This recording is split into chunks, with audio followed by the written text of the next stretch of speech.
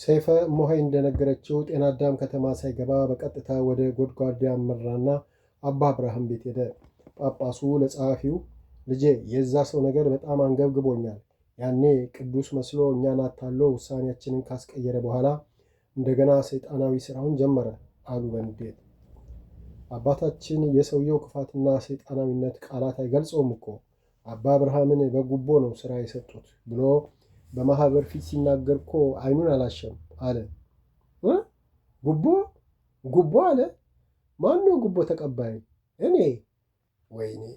አባ አብርሃምን ቤተ ክህነት ሥራ የሰጠናቸው አንደኛ በችሎታቸው፣ ሁለተኛ ያለአግባቡ ሳያስቡት ከገዳም በማውጣታቸው፣ ሦስተኛ የተነሳውን ጸብ ያባረድንና ጨርሶም ያቆምን መስሎን እንጂ በጉቦ ነው ለካ ያችን ማርያም መጣት። እሱም ለጉቦ ነበር። ልጄ አምላክ ያውቃል። ቅፍፍ ብሎኝ በጣቴ ጠቅሼ እንኳ አልቀመስኩለት። ልጆቹ ናቸው የተጠቀሙበት አሉ አባታችን። እኛም ሰውየው ባለመድኃኒተኛ ናቸው የሚባል ነገር በስፋት ስለሚወራ ጠርጥረን ተመካከርንና አልተጠቀምንበትም እኮ አለ። አየህ ልጄ፣ ጉቦ የሚለው እኛንም ጉቦ ተቀባይ ሊያደርገን ነው፣ ራሱ አምጥቶ በግድ ሰጥቶ። ልጄ አሁን ነገ ጠዋት ከዚህ በፊት ከገዳሙ የወጡትም ሆነ አሁን ያሉት ስለሳቸው የጻፏቸውን ክስ ከመዝገብ ቤቱ ጋር ሰብስቡና ሰይፈ ሚካኤልንም ይዘህ በአስቸኳይ እንድትመጣ። ግድ የለም በእግዚአብሔር ቤትና በሰዎች እንዲህ እንደተጫወተ አይኖርም አሉ በቁጣ። ጳጳሱ ዶሴዎቹን ይዘው ከፓትርያርኩ ጋር ገቡ። ፓትርያርኩ ከጳጳሱና ከጸሐፊው ጋር ብዙ ውይይት አድርገው እውነትም መምህሩ ለቦታው የማያስፈልጉ መሆናቸውን አምነውበት እሳቸው መሻራቸውንና በእሳቸው ምትክ ገዳሙን ያገለግል ያሉትን ከመካከላቸው መርጠው እንዲልኩ የሚል ደብዳቤ ግልባጭ ለቤተ ክህነቱ በአስቸኳይ ወደ ገዳሙ ተላከ። ለገዳሙ ጸሐፊ ደብዳቤው ሲደርሰው ደነገጠ። ቶሎ ተሯሩጦ መጋቢንና መምህሩን ጠርቶ አሳያቸው። ተደናገጡ። ሰማይ ምድሩ የተደፋባቸው መሰላቸው። ለብዙ ሰዓታት አዘኑ፣ ተከዙ። ግን ተንኮል የማያልቅባቸው መውጫ ቀዳዳቸውን ሲያሰላስል ቆዩና አንድ ሐሳብ ብልጭ አለላቸው። ይኸውላችሁ ይሄ ነገር በእኔ ብቻ ያበቃ እንዳይመስላችሁ፣ ለሁለታችሁም የማይቀር ነው። እኔን ከስልጣን ካስወገዱን በኋላ ደግሞ ሁላችንም ከገዳሙን በውርደት ያስወጡናል። ስለዚህ እኔ ብል አያምርም። ሁለታችሁም አባታችን ከስልጣን አውርዶ አባ አብርሃም ሊሾምና ሁላችንንም ጠራርጎ ሊያባርረን ነውና አባታችን አይሻሩብን ብላችሁ በየቤቱ እየሄዳችሁ ሰውን አሳምኑ።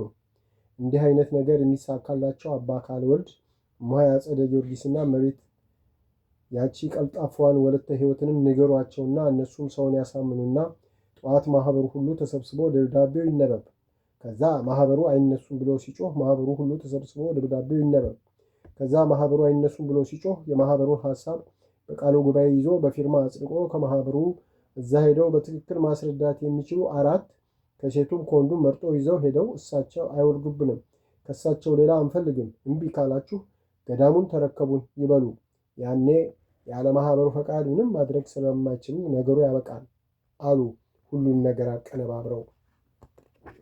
መጋቢውና ጸሐፊው በነገሩ አምነውበትና ነገ ወደ እነሱ እንዳይመጣም በመስጋት ወዲያው ባንዴ ማኅበሩን አሳመኑ። ሌሊቱን ሙሉ ከመምህሩ ጋር የቃለ ጉባኤውን ረቂቅ ሲያወጡና አድረው በጠዋት ደውል ተደውሎ መላው ማኅበር ተሰብስቦ እና አባ ጸጋ ሥላሴና አባ አምደ ማርያም ሳይቀሩ በግድ ተገደው ወጡ። ከዛ ከጠቅላይ ቤተ ክህነት የመጣው ደብዳቤ ተነበበ። ሌሊት ሲመከር ያደረው ወንዱ ሴቱ የውሸት እንባውን እየረጨ ምን ሲደረግ እዚሁ አብረን እንሞታለን እንጂ አይሻሩብን ብሎ ጮኸ። አባ ጸጋ ሥላሴና መሰሎቻቸው ነበሩ ለመባል ብቻ እንደተጠሩ ስለሚያውቁና ቢናገሩም ከፌዝ በቀር ነገራቸው ተሰሚነት እንደማይኖረው ስለሚያውቁ እንደ ሞኝ ቁጭ ብለው ያዳምጣሉ።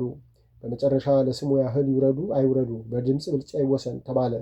ከ12 ይውረዱ በቀር መላው ማኅበር አይውረዱ ባይሆነ። በቃ ሌሊቱኑ ሲቀደስ ሲጻፍ ያደረው ቃለ ጉባኤ ላይ ሁሉም እንዲፈርም ከተደረገ በኋላ ደብዳቤውን ጠቅላይ ቤተ ክህነት ወስደው እንዲሰጡና ከእሳቸው ሌላ ማንንም እንደማይፈልጉ አይሆንም ከተባለ መጥተው ገዳሙን እንዲረከቡ ማኅበሩ ከመምህሩ ጋር አብሮ ገዳሙን ለቆ እንደሚወጣ ከደብዳቤው በተጨማሪ አብራርተው ለመናገርና ለማሳመን የሚችሉ እሞሆይ አጸደ ጊዮርጊስ፣ ምሕረተ ሚካኤል፣ አባ ገብረ እግዚአብሔርና አባ ካልወልድ ተመርጠው ቀንቷቸው በድል እንዲመለሱ መላው ማኅበር ቆሞ ጸሎት አደረገላቸውና ስብሰባው ተበተነ። ቤተ ክህነት ደርሰው ፓትርያርኩ ጋር ገቡና ብፁዕ አባታችን የእርስዎ የቅዱስ አባታችን ደብዳቤ ሲነበብ ማኅበሩ በእንባ ነው የተረጨው። እንኳንሳ ምርኩዙን እውር በመሪው ደካማ በእንፍቁቁ ወጥቶ ነው ከሳቸው በፊት እኛ ለቀን እንውጣ ያለው። አሁንም ቅዱስ አባታችን ማኅበሩ የእርሶን መልስ እየተጠባበቀ ነው። ውሳኔው የማይሻር ከሆነ ሁሉም ጓዙን ሸክፎ ተነስቷል አለች እማሆይ አጸደ እምቧን እያንጠባጠበች።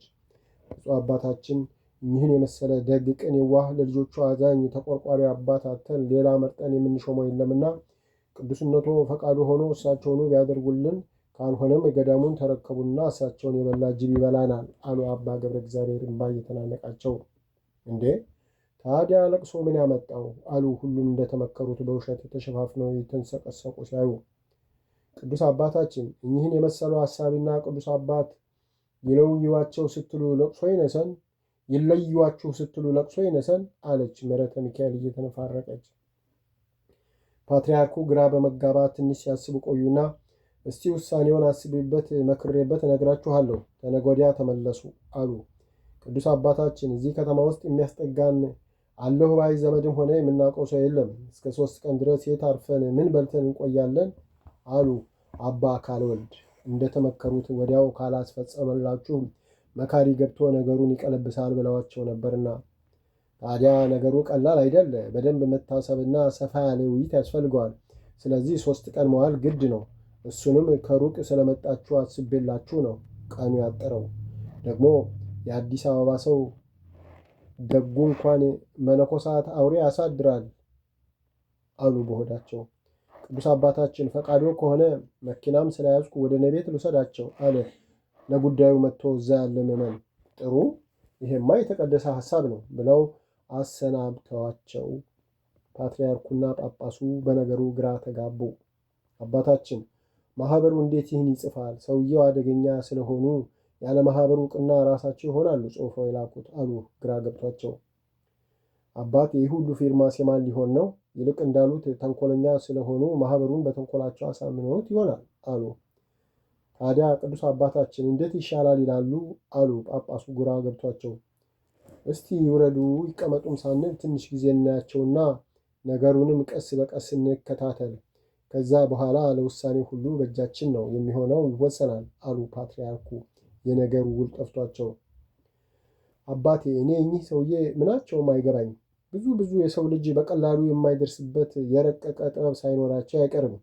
እኔ ከእሳቸው ጋር ትግል አልችልም። ወደ ሌላ ቦታ ቀይሩልኝና ሌላው ደግሞ ይሞክራቸው።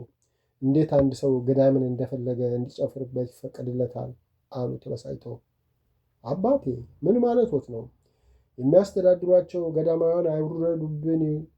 ይውረዱ ካላችሁ ገዳሙን ተረከቡን ካለና ገዳሙን ጥሎ ከወጣ ሌላ የምንልከው ማንን አስተዳድር ብለን ነው? ጫካውን ወይስ ጣራና ግድግዳውን? እንግዲህ ምን ላድርግ? ገዳሙ ወደዳቸውም አንለቅም አለ። እኔ ምን ልወስን አሉ ግራ ተጋብተው። ጥሩ፣ ቅዱስ አባታችን እንዳሉት ጊዜ እንስጠው አሉ ሳይመስላቸው። በቃ ያለው አማራጭ እሱ ነው። እርስዎም ለትንሣኤው በዓል ኢየሩሳሌም ለመሄድ ስለተነሱ በሰላም ደርሰው ይምጡና ከዛ በኋላ ያለውን አብረን እናያለን አሉ ፓትርያርኩ። ይሁን ቅዱስ አባታችን አሉ በመታከትና ከዚህ ሰው በምን እንገላገል ይሆን? ምነው ፈጣሪ ለአንተ ብለው መንነው ለሚንገላቱ መነኮሳትና መናንያን ለምን አታዝንም? ያላንተ ማን አላቸው? እንባቸውን ለምን አታስብም? አሉና በልባቸው ወደ ማረፊያቸው እያዘኑ ሄዱ። በቀጠሯቸው ወደ ቤተ ክህነት ሄደው መልስ ሲጠባበቁ ወደ ገዳማችሁ ሂዱ፣ መልሱ እዛ ይላክላችኋል ተብለው አሰናበቷቸው። እነሞሃ አጸደ ተደናገጡ። እንዳቀረቀሩ ቤተ ክህነቱን ጥለው ወጡ።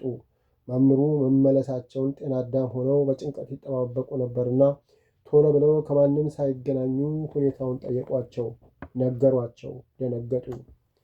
ግን ወዲያው ማምሻ ዕድሜ ነው ብለው ይህን ለማንም እንዳትናገሩ የምትሉት እሺ ብለው ተቀበሉን። በቃ አይወርዱም አሸንፈናል ብላችሁ ነው።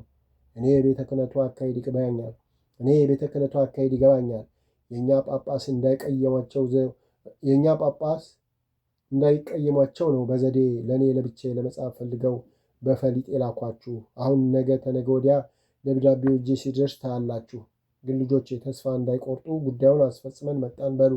እኔም የልፋታችሁን ዋጋ ከማንም በላይ አደርጋለሁ።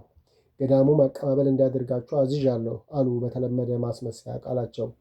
ውይ ተመስገነው፣ እኛ ደግሞ ተጨንቀን ነበር አለች ምሕረተ ሚካኤል። የቤተ ክህነቱን አሰራር ስላላወቃችሁ እኮ ነው። ሁሌም እንዲህ ነው የሚደረገው። በሉ አረፍ በሉና ነገ መኪና ተኮናትረን እንወጣለን አሉ። እንዴ እግራችን ምን ሆኖ አለች እማሆይ አጸደ። ምን ነው የማህበርን ሸክም ተሸክማችሁ ሄዳችሁ ጉዳይ አስፈጽማችሁ ደስ ያለ ዜና ይዛችሁ መጣችሁ። ለዚህ ጀግንነታችሁ መኪና አይደለም በአይሮፕላን ብትሄዱ ያንሳል እንጂ አይበዛባችሁም። ስለዚህ እሱን ለእኔ ተውት፣ በሉ አረፍ በሉ ብለው ፈገግ ብለው አሸነፍን ለማለት እየሳቁ ወደ ሌሎች ሄደው እንኳን ደስ ያላችሁ እያሉ ትከሻ ሳሙ። የመምህሩ ተመልሶ መሾም በከተማውና በገዳሙም ወዲያው ተዳረሰ። እንኳን ሌላው የተላኩት ግራ እስኪገባቸው ተመልሰው መሾማቸውን እየተናገሩ ገዳሙን በግብዣ አንበሸበሹት። እማሆይ ማየገነት ጸቡ ከተጀመረና እሷ ስትገባ ቤተ ክርስቲያኑን ጥለው ከወጡና ሲያዩዋት መሸሽ ከጀመሩ ጀምሮ እኔ ማየት ካስጠላቸው ጠላት ኮንኳቸው ብላ ቀን ቀን ለኪዳንም ሆነ ለቅዳሴ ትታ ሌሊት ሌሊት ሄዳ ተሳልማ ጸሎቷን አድርሳ መምጣት ጀምራለች።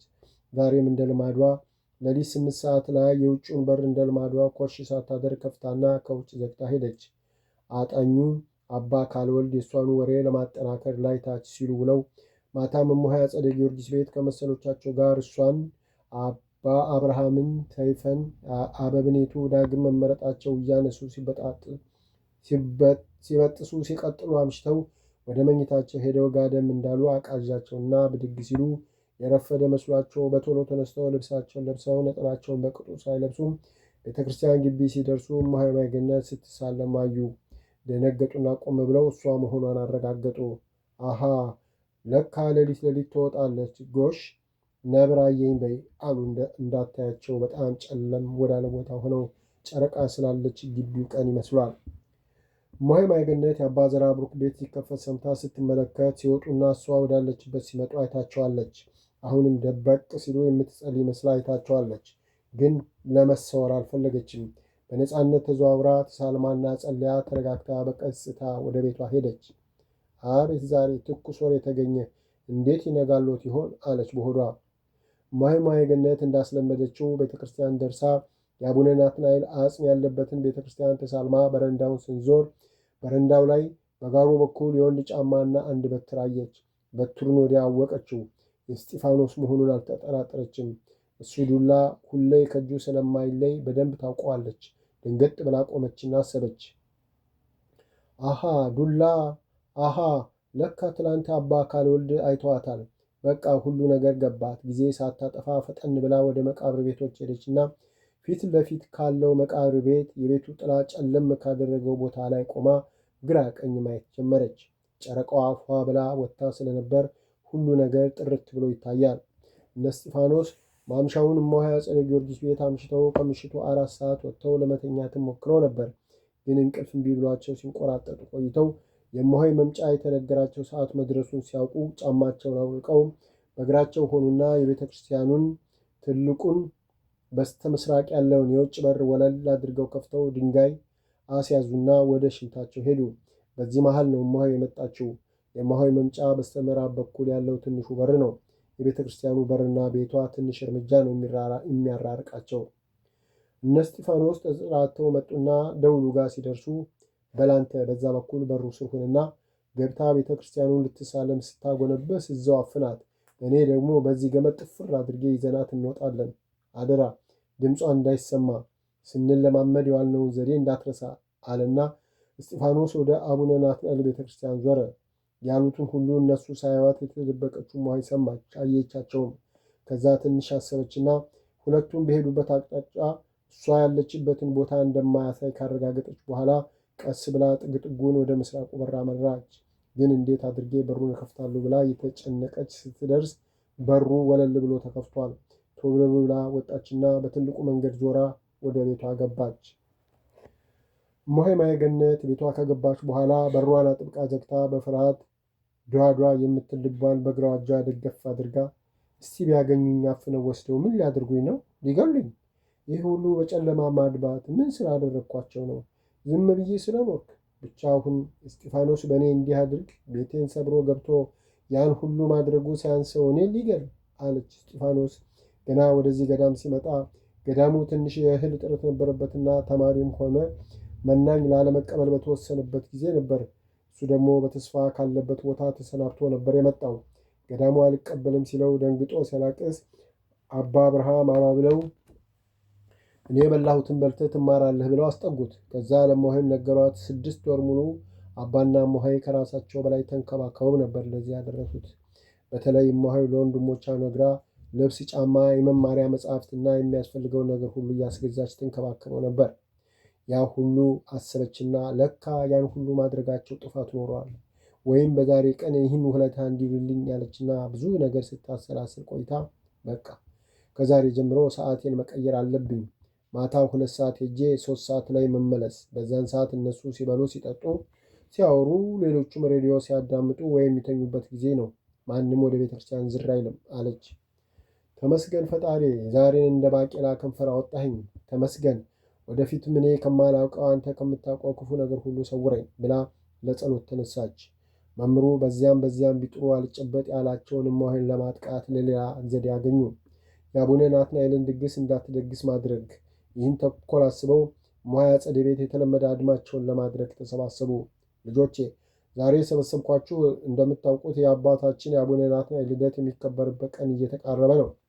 እንደምታውቁት ገዳሙ ከዚህ በፊት ገዳም ነው፣ በጸሎት በትሩፋት መዝጋት እንጂ በዓል ማብዛት አያስፈልግም ብሎ የአቡነ ናትናኤልን ልደት በቅዳሴ አስቦት ይውል ነበር።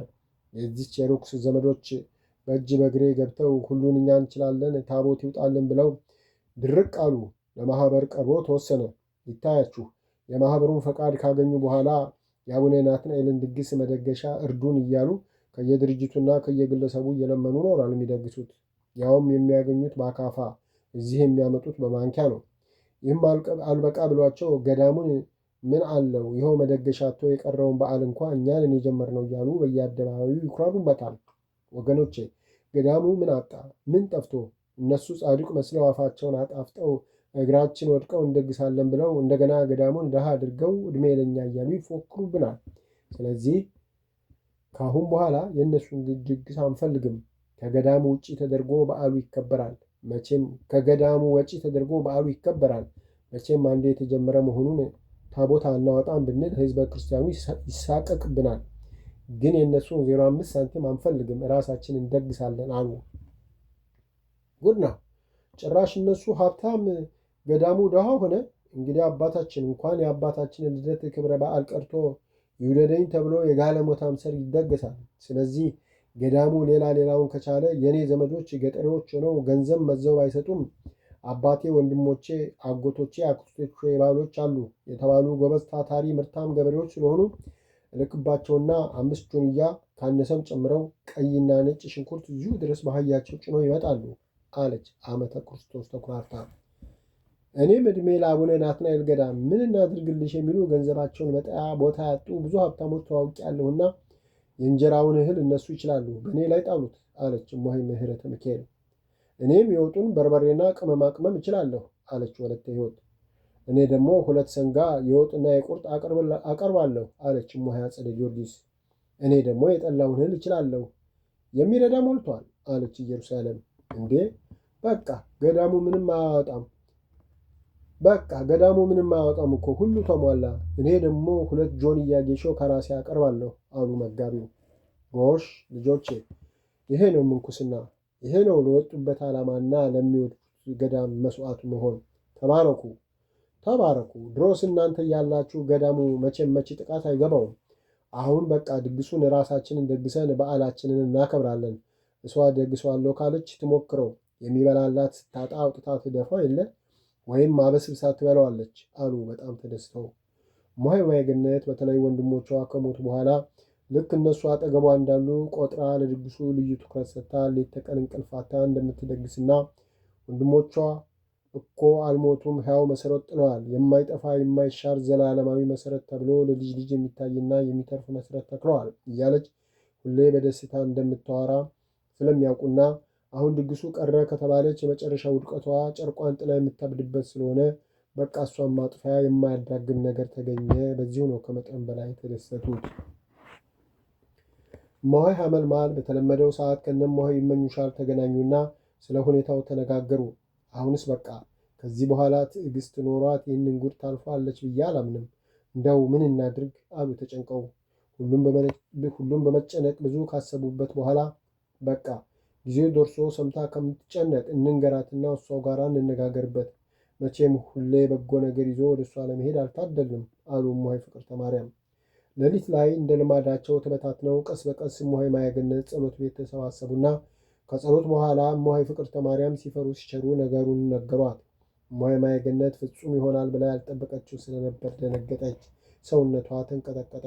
ምርር ብላ አለቀሰች። እነ እሙሃይም አብረዋት አለቀሱ።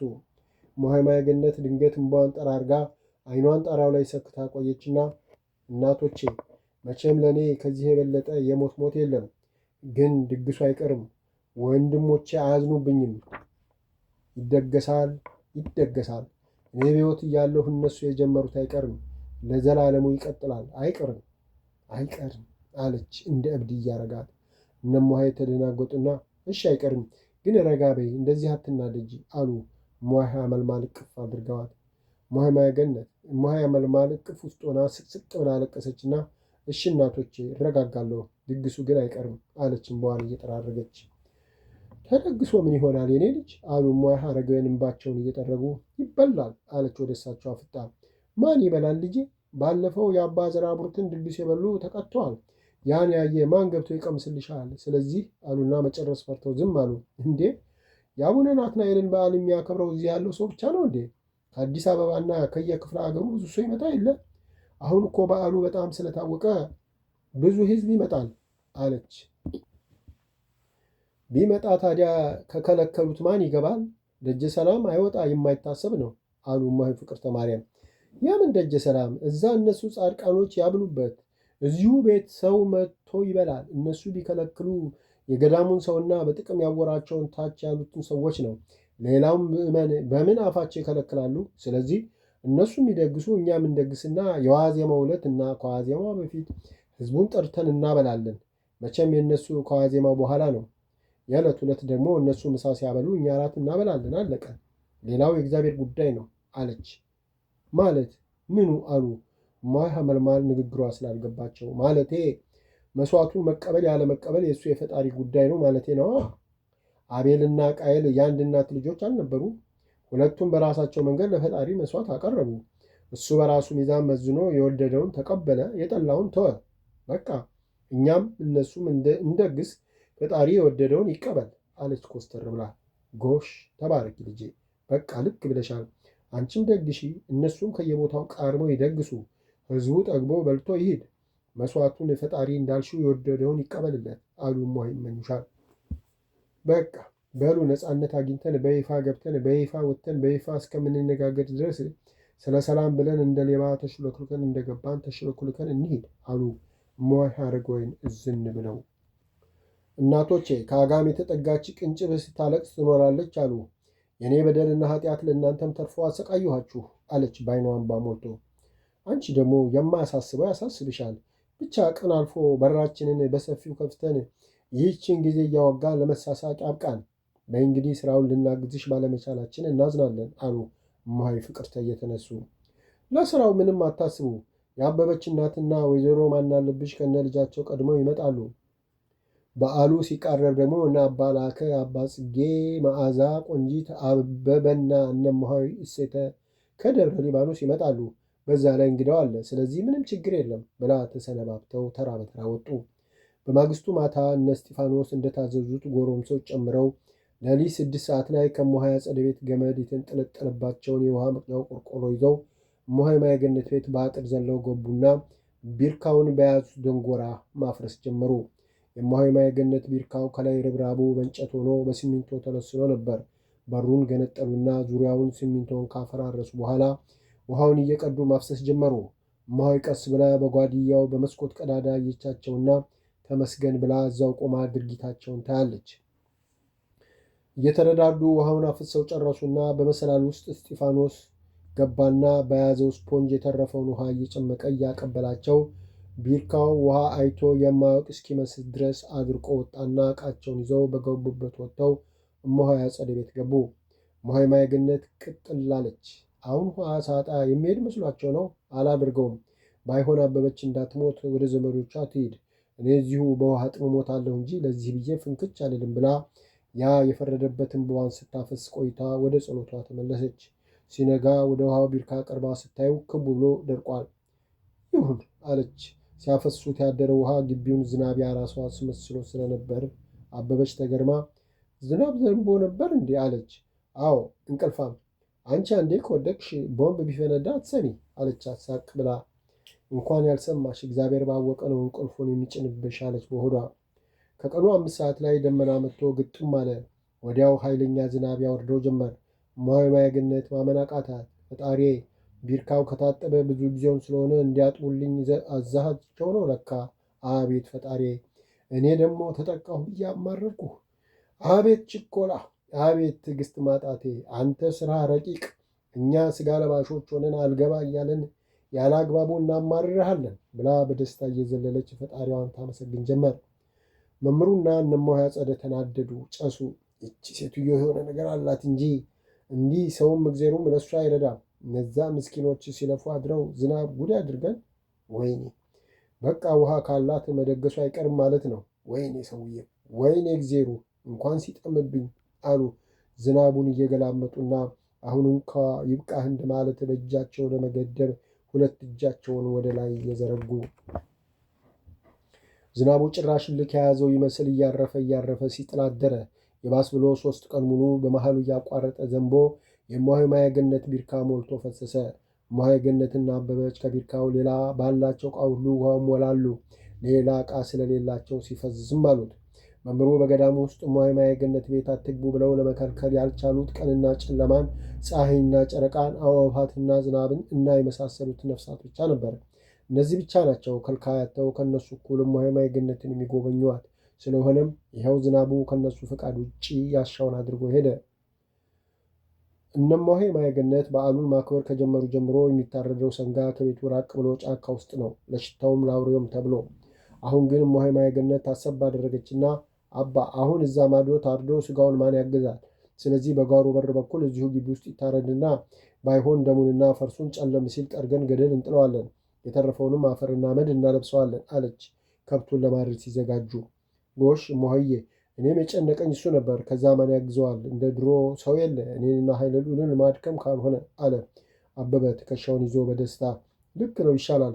ድሮስ የኔ ልጅ መለኛና ሀሳቢ አይደለች አሉና ያሉት ተጋግዘው ጓሮ በር አካባቢ ግቢ ውስጥ ከብቱ ታርዶ ስጋውን እነማሆይ አግዘው አስገቡ።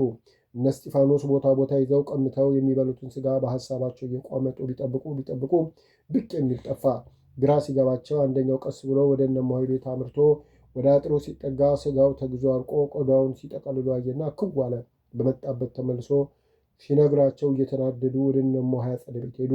መምህሩ እዛ ድፍጠው የምስራቹን እየተጠባበቁ ነበሩና ሲሰሙ ንዴታቸው ከልክ አለፈ። እኔ የምለው መካከላችን እኛ የማናውቀው የእነሱ ሰላይ አለ? ካልሆነ በቀር በምን አውቀው ግቢ ያረዱ?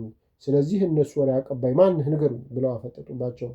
ማን? እኔ ይበል። ሁሉም ፈርቶ አቀርቅሮ ዝም አለ። ምን ልሁን ነደድኩ፣ ከሰልኩ እኮ የምሰራ ሁሉ ፈርሶ። ኧረ ምን ጉድ ነው ይሄ! በትክክል ወሬ አቀባይ አለ አሉ ሁሉንም በጥርጣሬ እየተመለከቱ። አባታችን አይሳሳቱ፣ የእነሱ ወሬ አቀባይ ማንም የለ። እሷ አባ ዘራብሩክ በደህና ቀን ደህና አድርገው የሚያስነካ ቀድሞ ሁሉን የሚያሳውቅ መድኃኒት አድርገውላታል። ከዚህ ውጭ ሌላ ነገር የለም አለች እመቤት ተናዳ። ነው የእኔ መድኃኒት እናንተን ለእኔ ማስገዛት ያልኳችሁን እንድታርጉ ማስገደድ፣ የኔን ቃል እንደ ፈጣሪ ቃል እንድታምኑ ከማድረግ በቀር በእሷ ላይ ኃይል የለው ማለት ነው አሉና በሆዳቸው ሆኖማ ነው የምትጫወትብን። ቆይ ግድ የለም አሁንም እሰራላታለሁ። እንግዲህ በዋዛ እንላቀቅ። ይቅርታ ልጆቼ፣ ተናድጄ አስቀየምኳችሁ። አይዟችሁ፣ የገባሁላችሁን ቃል አላጥፍም። እኔ አባታችሁ ደስ አሰኛችኋለሁ።